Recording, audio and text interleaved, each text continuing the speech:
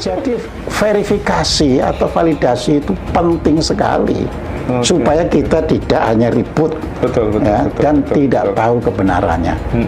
Ada Habib yang di WA yang saya ikuti langsung menyatakan, aku mulai hari ini tidak mau lagi disebut Habib karena apa? Aku tes DNA ternyata gak nyambung ke Rasulullah. Tes DNA, udah tes sebagai seseorang dia, saya tes DNA kata Habib itu. Ya, ternyata nggak ada darah Arabnya. Oke, keren. Jadi Arab yang berujung ke Rasulullah itu loh nggak ketemu gitu loh. Arabnya itu sudah Arab pinggiran gitu. Buat teman-teman yang selama ini ngajakin tes DNA terus apalagi ya ngomongin kita nih keturunan palsu, yuk tes DNA yuk guys, yuk. Dimana sebutin tempatnya, waktunya. Bayarin tapi lo yang ngomong gue palsu.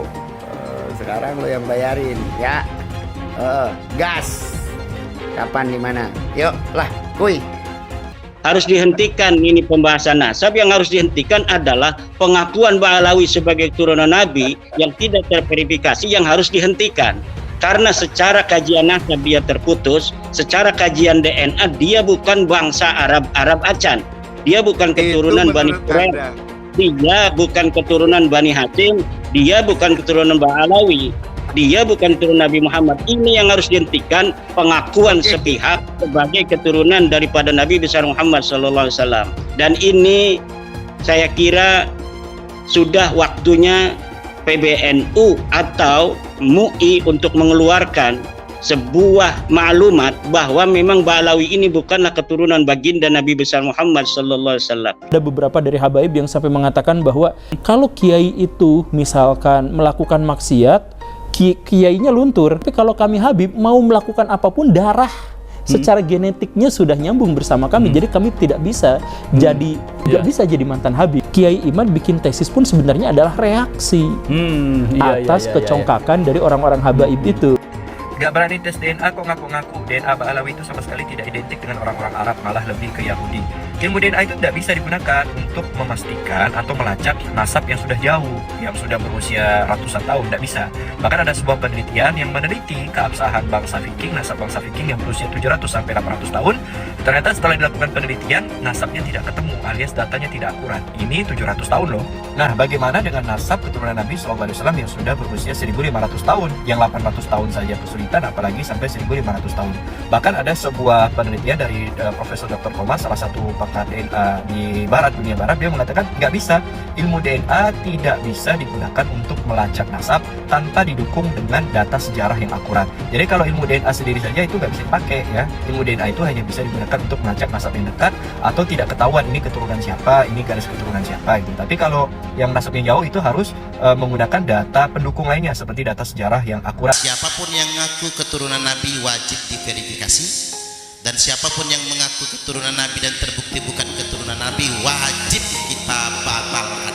Terus adakah pidananya terhadap pengakuan Ba'alawi tersebut? Dan kalau ada, sudahkah kita laporkan?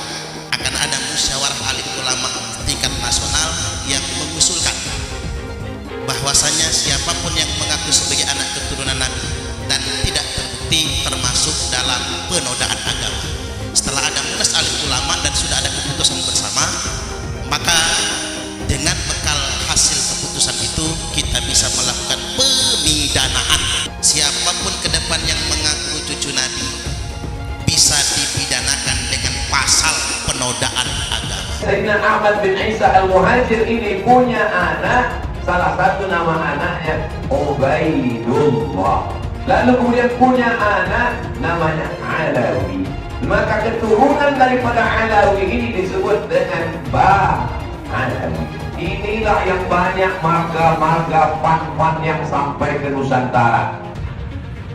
Hai, Bahar Semit. Saya Mbak Gimbal, sang putra alam. Saya Mbak Gimbal menantang kamu duel. Kamu boleh menggunakan golok permata duamu yang kamu bangga-banggakan. Ya, saya cukup menggunakan golok ini. Kita duel 1 lawan 1. Bahar, kamu hakim bukan, ulama bukan, MUI bukan, kamu ini ngajak-ajak dari kiri ke kanan. Lucu banget.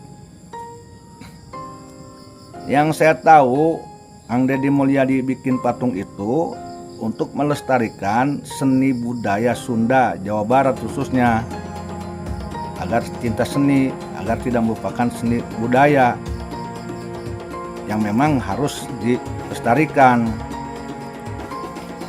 Ya, saya yakin Kang Deddy Mulyadi tidak berniat membuat patung itu untuk menyesatkan umat, untuk disembah, nggak mungkin. Kenapa Jokowi aja saya sebut, apalagi Deddy?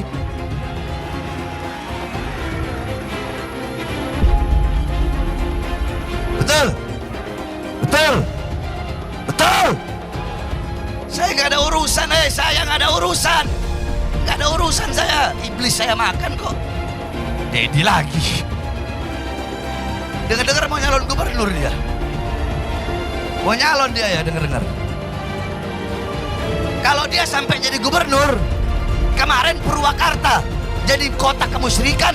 Kalau dia sampai jadi gubernur Jawa Barat, maka Jawa Barat akan dia bikin jadi apa? Jadi daerah yang penuh dengan kemusyrikan, saudara-saudara. Kita bangsa Indonesia tidak boleh diam melihat fenomena ini. Kenapa? Ada indikasi mereka mau menjajah Indonesia. Indikasinya jelas sekali. Ada yang bagian memalsukan kuburan. Di mana-mana dibikin kuburan-kuburan palsu. Alhamdulillah, menurut keterangan beliau juga sudah banyak yang dibongkar. Yang kedua, berita-berita khurafat, dongeng-dongeng khurafat. Untuk apa? Ini yang namanya Ba'alawi, leluhurnya luar biasa, bisa hijrah Mi'raj 70 kali, bisa memadamkan api neraka yang nggak pakai akal.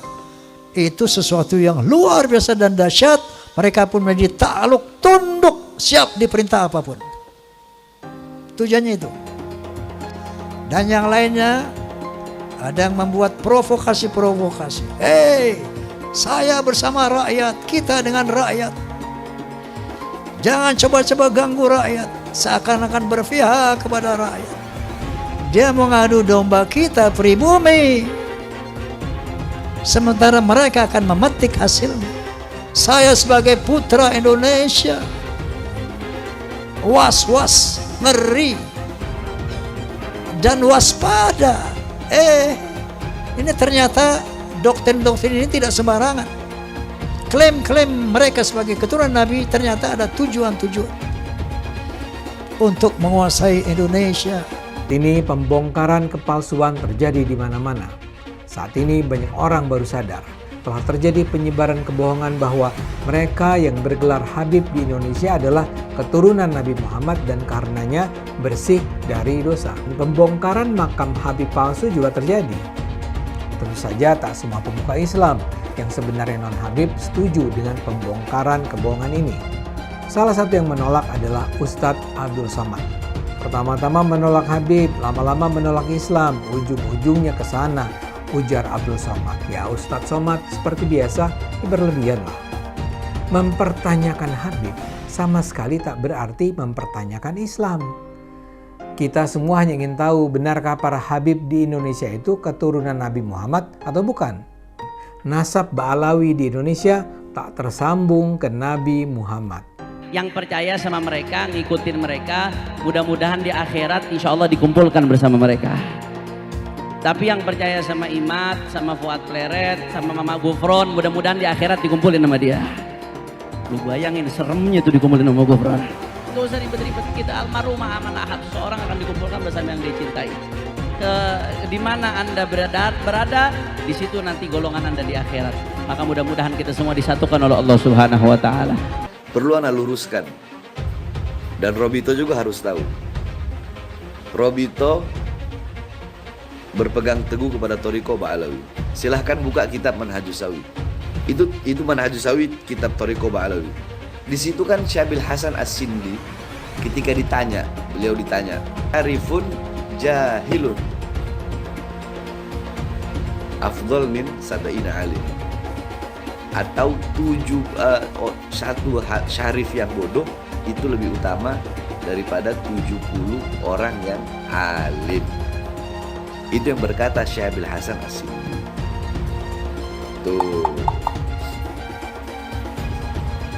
Jadi harus tahu, jangan ente pikir itu omongan anak, bukan. Syekh Abil Hasan As-Sindi, silakan buka kitab. UAS ketika percaya bahwa Habib itu cucu Nabi, minimal dia punya dalilnya. Dalilnya mana UAS? Bahwa Habib itu cucu Nabi. Saya menantang UAS untuk memberikan dalil. Hei Imaduddin Usman, ini dalil Habib cucu Nabi. Ini sahih. Selama ini tidak ada. UAS jadi mukibin silahkan saja. Tapi jangan bodohi jamaahnya. Kenapa Ustaz Abdul Somad tidak mengikuti Al-Quran? Al-Quran melarang kita untuk mengikuti sesuatu tanpa dalil. Tapi Ustaz Abdul Somad kemudian jamaahnya diminta oleh dia agar mengikuti bahwa Habib itu adalah cucu Nabi tanpa ada dalil. Yang jelas adalah apa yang dikatakan oleh UAS, bahwa tidak percaya kepada nasab habaib itu sama dengan tidak percaya pada Islam, itu tidak ilmiah, tidak berdasarkan ilmu pengetahuan, dan membawa jamaahnya kepada taklid buta yang dilarang oleh agama Islam. Lama menolak Habib, nanti lama-lama menolak Islam. Pak Habib Bahar yang sangat kontroversial itu kakinya diciumin oleh santri-santri yang ngantri jalan bebek.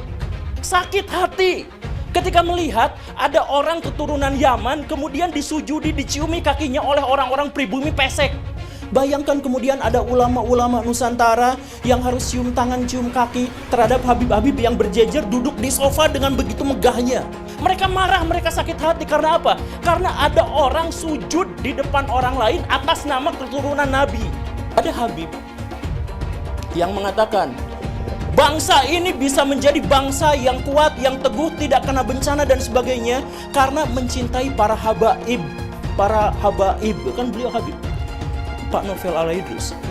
Kemudian dikatakan, siapa yang berani mengkritik, mengkoreksi Habib, maka dia seperti iblis. Orang yang mengklaim sebagai keturunan Nabi tiba-tiba mengatakan kalau ada orang yang mengkoreksi habaib, maka mereka itu adalah iblis atau serupa dengan iblis.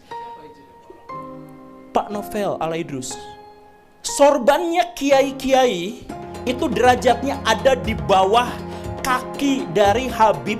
Bahkan ketika Habib itu penzina, tukang narkoba, tukang mabok, Habib terbodoh itu 70 kali lipat lebih mulia daripada kiai-kiai. Satu orang Habib yang bodoh lebih mulia daripada 70 kiai orang Jawa. Kan ngomong gak bener itu. Habib walaupun zina, walaupun minum arak, pasti masuk surga. Walhasil mereka ini menganggap diri mereka super. Kiai-kiai Jawa ini bukan Habib, di bawah mereka. Ini orang yang mengaku keturunannya ini, mulutnya kotor banget. Padahal ngakunya keturunannya Nabi Muhammad. Yang mengaku keturunannya, mulutnya kotor, caci maki sana sini.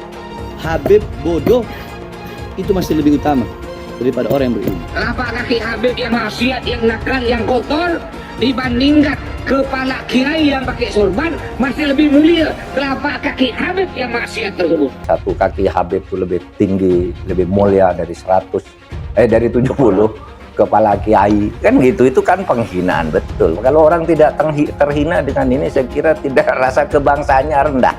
Karena itu dinyatakan, harusnya ditegur lah. Habib itu meskipun mabuk, berzina, itu jangan dimarahi. Karena kalau Habib itu pasti masuk surga. Nah, yang begitu itu membodohi bangsa Indonesia. Jangan membuat kasta-kasta di dalam keberagaman, yang satu lebih mulia, yang satu berhak masuk surga, yang satu masuk neraka, itu tidak boleh. Saya ini tidak tahu ya sejak kapan munculnya Habib ini sebagai kelas sosial yang tinggi gitu ya, melakukan diskriminasi, dan orang yang didiskriminasi tidak terima itu bisa mengadukan ke pengadilan. Bisa. Itu pelanggaran, itu tindakan melanggar hukum. Menganggap satu ras, satu suku lebih rendah dari kelompok lain. Habib gila kok, kalau turun Nabi gila sekalipun tidak apa-apa itu masuk surga, kan gitu. Kalau kayak Indonesia tuh apa? Kamu kan kalau tidak ada Habib, kamu nyembah batu kan? Masa iya benar? Bahwa berdasarkan sejarah nasab, berdasarkan tes DNA, berdasarkan ilmu filologi, bahwa kaum Balawi saudara kita tidak terbukti sebagai keturunan Nabi SAW. Namun dengan demikian, mari kita tetap rekat ukhuwah Islamiyah, karena Allah Subhanahu wa taala berfirman, wa'tasimu bihablillahi jami'an wa la tafarraqu. Amin. Saya katakan saya mendukung Rhoma Irama untuk mengklarifikasi soal Habib ini. Karena saya terganggu dan tersinggung terhadap perkembangan ini sesudah saya melihat tiap mau tidur saya lihat YouTube pertengkaran Rhoma Irama, Imaduddin, Gus Abbas dengan para habaib itu luar biasa, menimbulkan pro kontra. Lalu saya lihat apa sih masalahnya? Kalau saya sendiri pribadi, mau Habib itu turunan Nabi atau tidak, kalau salah ya kita koreksi, tidak apa-apa. Tetapi yang lebih dari itu, kemudian ternyata muncul klaim bahwa Republik Indonesia itu ada karena Habib. Wali Songo itu semuanya Habib. Padahal Habibnya baru datang sesudah Wali Songo meninggal. Gitu loh. Lalu klaim ini turunan Habib ini. Imam Bonjol coba dibilang itu Habib Sahabuddin. Itu dari mana?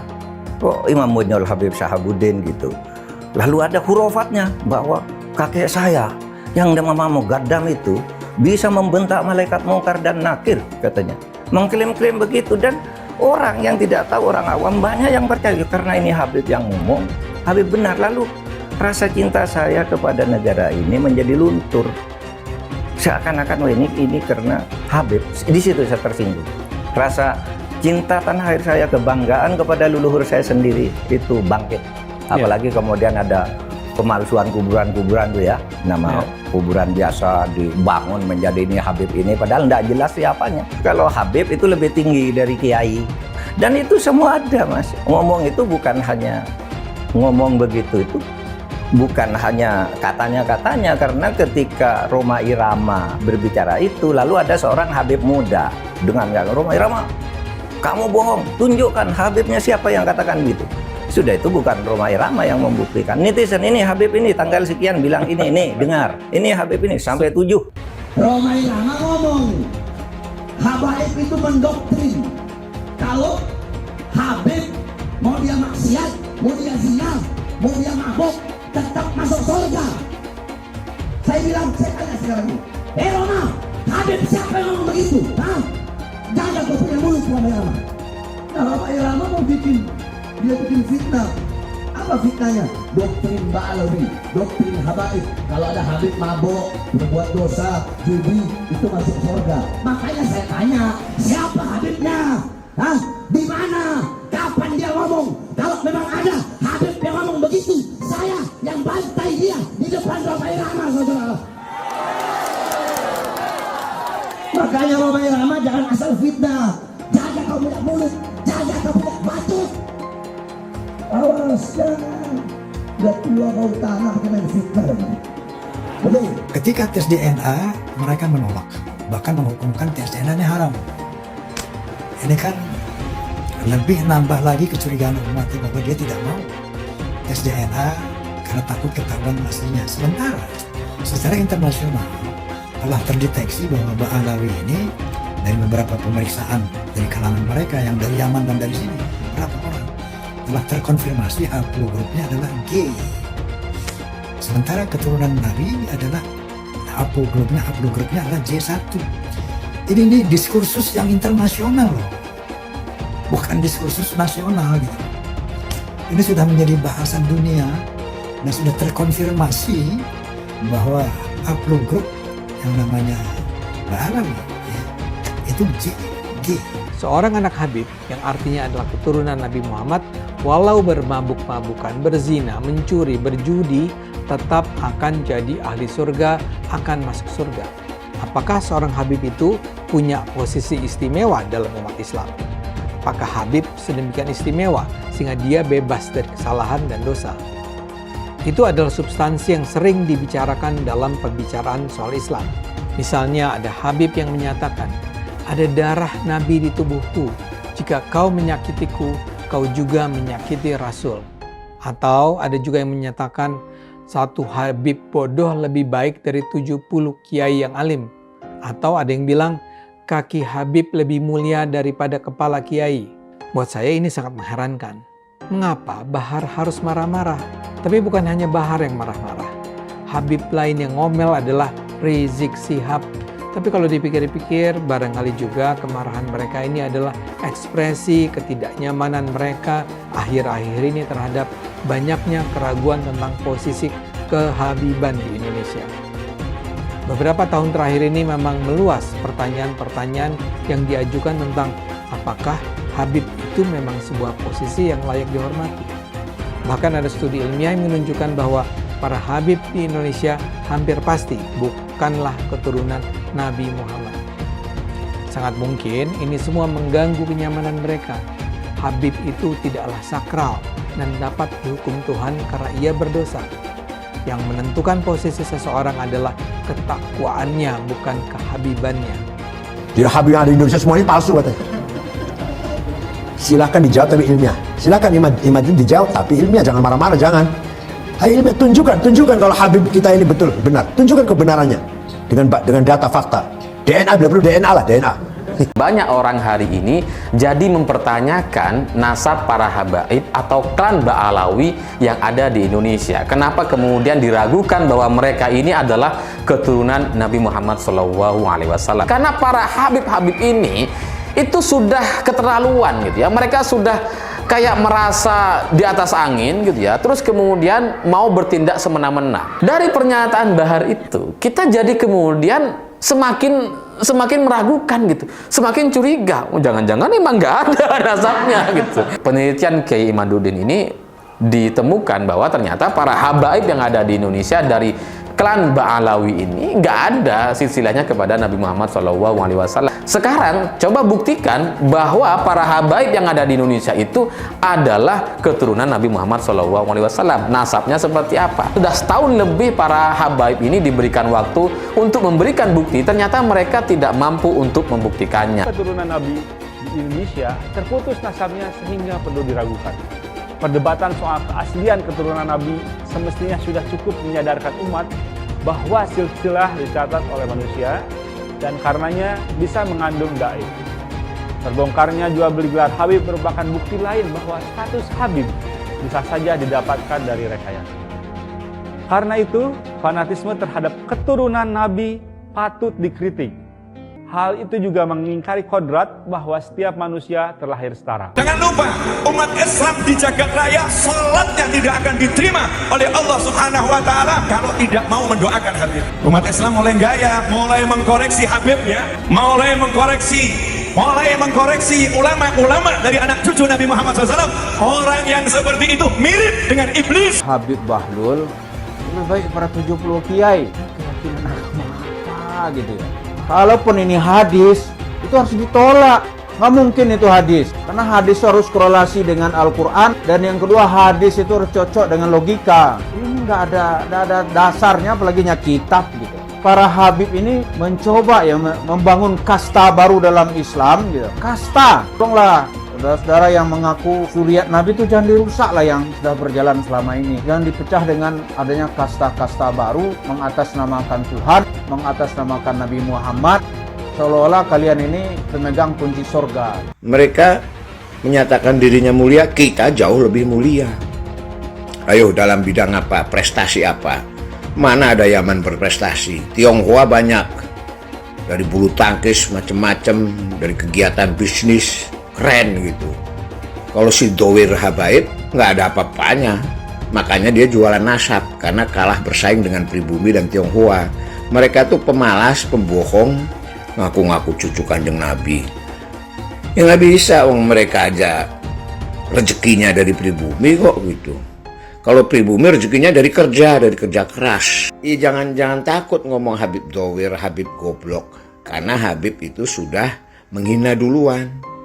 Habib itu Mengatain pribumi itu ahwal, tidak sederajat. Ngomong karomah itu bohong semua itu, habaib itu. Memadamkan api neraka jahanam mi'raj berapa kali, 70 kali sehari. Datuknya itu bisa membuat rantai emas dari yang dibentangkan dari langit ke bumi. Ya kan goblok gitu. Itu gitu, goblok gitu. Nggak masuk akal gitu. Kenapa? Goblok ya nggak apa-apa, gue bilang goblok habaib, karena habaib sudah mengatain gua ahwal, tidak, sudah mengatain gua tidak sederajat.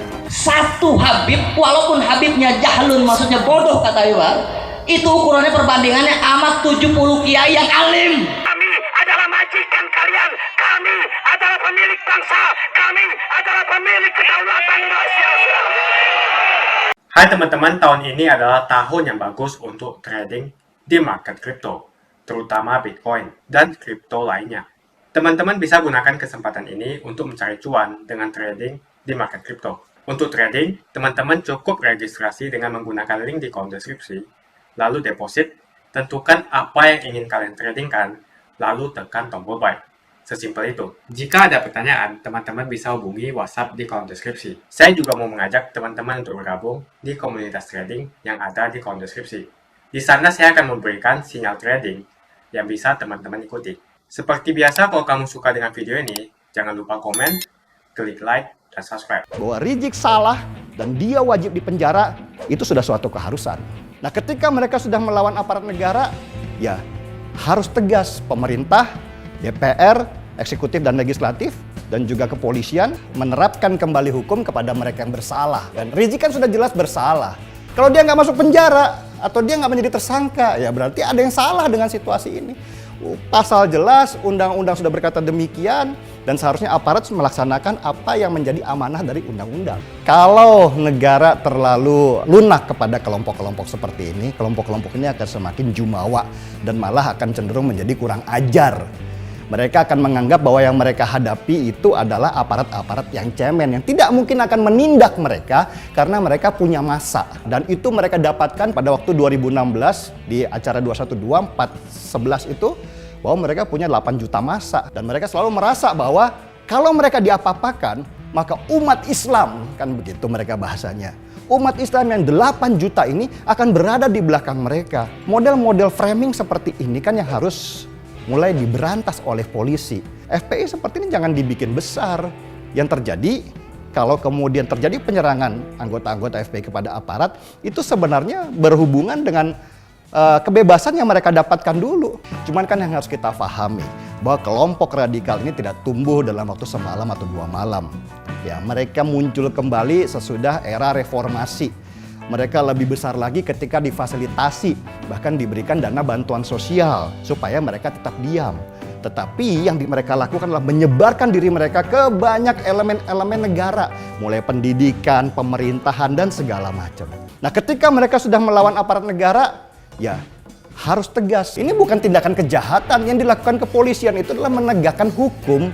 Ya, bagaimana supaya hukum ini bisa kembali berpijak ke arah yang benar. Siapapun orang yang menghalangi para aparat untuk melakukan tugasnya, maka aparat berhak menindak mereka dengan aturan-aturan yang ada. Penjemputan paksa adalah sebuah cara yang harus dilakukan polisi untuk menegakkan aturan yang ada. Kalau menurut peraturan atau SOP di dalam kepolisian, untuk menangkap seseorang seperti Rizik ini kan perlu dilakukan pemanggilan pertama, pemanggilan kedua, dan pemanggilan ketiga itu biasanya dilakukan dengan penjemputan paksa. Nah, SOP inilah yang dulu dijalankan, sehingga ini bukan kemudian dibilang bahwa aparat itu tidak tegas, tidak bisa langsung asal main tangkap saja. Ada proses-prosesnya. Nah, sesudah pemanggilan kedua, pemanggilan ketiga, dan Rizik tidak datang, mau tidak mau dia harus dijemput paksa dengan cara apapun. FPI bisa saja selesai. Karena ya kita lihat yang bisa menjadi pemersatu FPI dan kelompok-kelompok ormas radikal yang berbaju agama ini, sementara ini hanya Rizik Syihab. Belum ada yang menggantikan dia. Sesudah 411, 212 di tahun 2016, 2017, 2018, 2019 kan mereka udah semakin lama semakin kecil, ya kan? Nah, ini kan berbahaya buat mereka, karena ketika mereka semakin lama semakin kecil, ikatan-ikatan di antara mereka longgar, apa yang harus mereka jual lagi?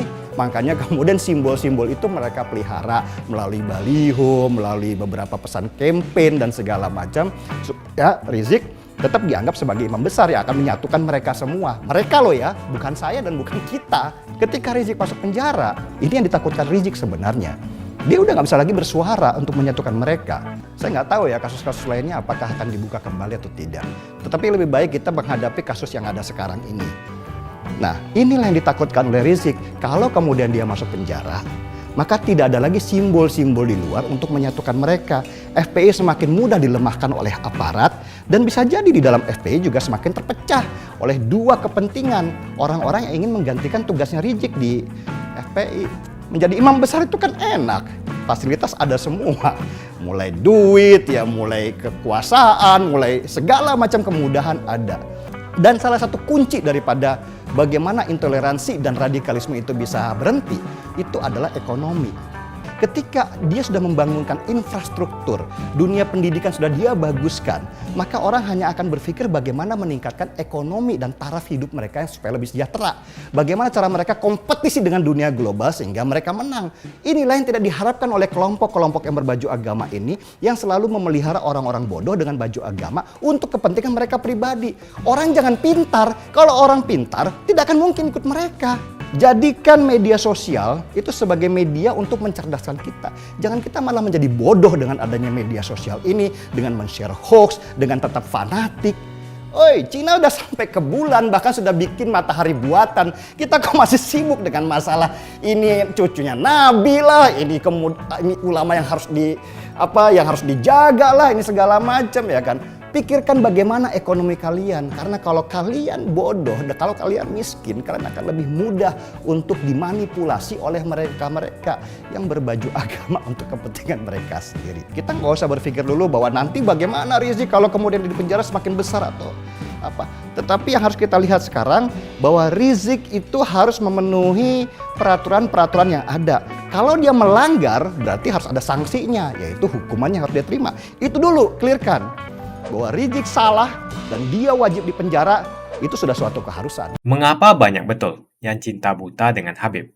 Padahal mereka bisa saja Habib palsu, karena tidak ada tes DNA yang membuktikan bahwa mereka adalah Habib asli.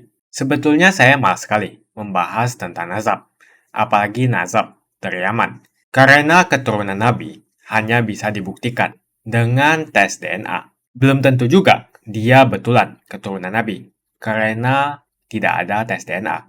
Bisa saja dia ngaku-ngaku. Mengapa setiap orang yang ke Arab-Araban yang belum paham betul asal-usulnya, belum jelas nasabnya, apakah betul keturunan Nabi atau bukan, lalu kita junjung habis-habisan, sampai kita cium tangannya berkali-kali. Pengajaran ini harus kita perhatikan baik-baik. Masa kita harus patuh dan hormat kepada Habib yang belum jelas nazab dan keturunannya? Disuruh cek DNA saja dia malah ketakutan. Kebiasaan memuliakan Habib itu seakan-akan hukumnya wajib. Sampai segitunya kalau ketemu orang yang bergelar Habib, dielulukan dan dipuja-puja. Ya kalau itu memang Habib betulan. Kalau dia Habib abal-abal gimana? Zaman serba modern seperti ini, siapa saja bisa mengaku keturunan Nabi, bisa melakukan tes DNA sebelum koar-koar di atas mimbar dakwah sebagai cucu Nabi. Setelah tes DNA, hasilnya harus diumumkan kepada publik apakah yang bersangkutan keturunan Nabi atau bukan. Jangan terus membodohi masyarakat dengan menjual nazab untuk memperbaiki nasibnya sendiri. Jual nazab untuk mengumpulkan pundi-pundi rupiah dan kaya raya dengan membohongi masyarakat. Ya bolehlah seorang Habib kita hormati, asalkan semua mengaku sebagai Habib mau tes DNA. Berani tidak kalian tes DNA? Hasilnya diumumkan di masyarakat. Itu baru adil. Kalau para Habib tidak berani tes DNA, jangan disanjung-sanjung. Apalagi ajaran yang disampaikannya penuh dengan kata-kata kotor sebagai ujaran kebencian. Bisa jadi Habib ini merupakan cucu palsu. Adapun keturunan Arab ini biasanya tidak perlu dipanggil Habib. Hal ini dilakukan agar tidak ada perbedaan kasta. Seakan-akan keturunan Arab derajatnya di atas pribumi dan di atas keturunan Cina. Seakan-akan Cina itu di bawah orang Arab. Tapi saat ini negara Cina sudah menjadi nomor 1 di dunia. Yaman atau Arab bisa apa? Arab seharusnya belajar ke negeri Cina seperti kata kitab suci. Belajarlah sampai ke negeri Cina. Jadi jangan sampai kalian mencintai orang yang ngaku Habib melebihi cinta kalian terhadap orang tua, bapak, ibu, saudara, dan guru-guru Anda. Mengapa sampai sekarang masih banyak orang yang mencintai Habib tanpa melihat asal-usulnya, tanpa mengetes, cek DNA dia. Siapapun orangnya, mau Habib atau siapapun dia, kalau ngajari untuk membenci orang lain, jangan diikuti. Bagaimana opini kalian semua? Tuliskan opini kalian tentang gelar Habib.